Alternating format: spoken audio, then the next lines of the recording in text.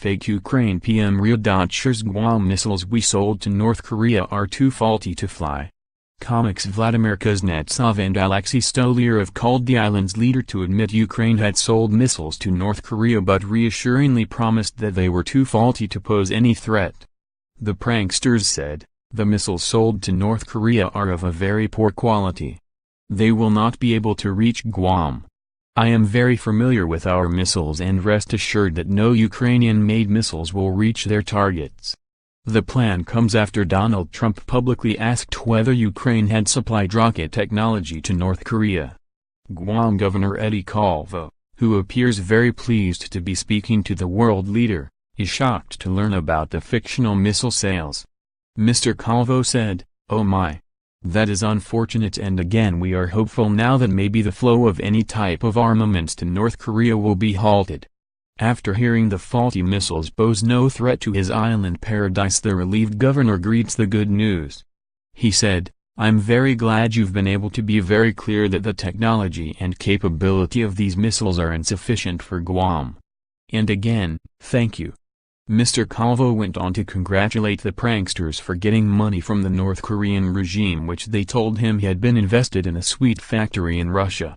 He said, "I want to thank you so much, and please convey my thanks to the president, and I'm hopeful you made a lot of money out of North Korea for these defective missiles, so thank you so much."